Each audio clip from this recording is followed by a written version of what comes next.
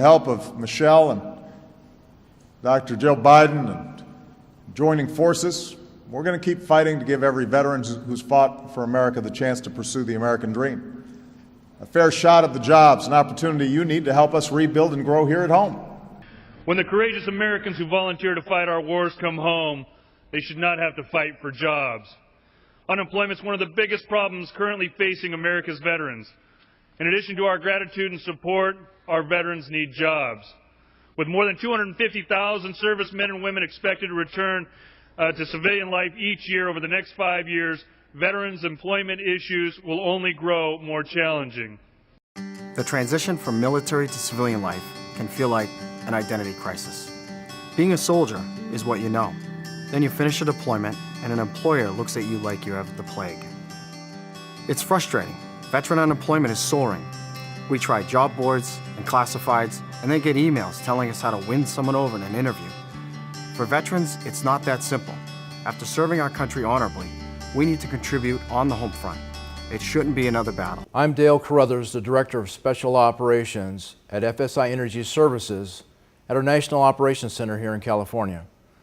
I'm sure you support the men and women of our armed services like I do. Well, I have a challenge for you at home. We have thousands of American veterans returning from deployment, and they're going to need jobs to support themselves and their families.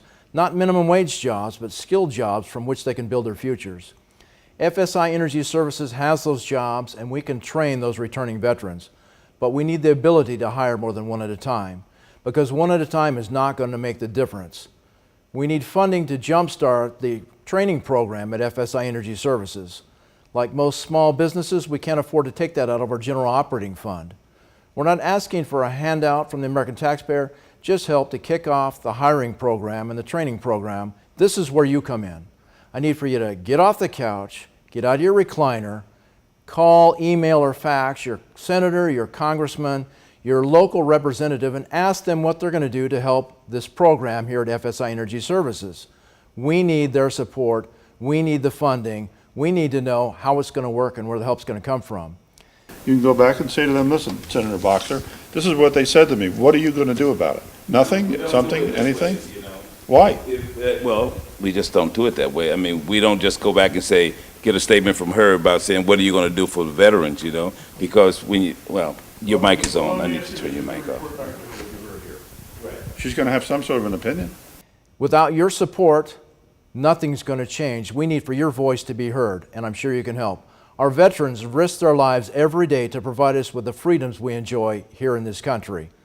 President Obama made a promise before Congress that he would put a program in place to hire those veterans, to create jobs for those veterans. As your Commander-in-Chief, I'm proud of your service and grateful for your sacrifice.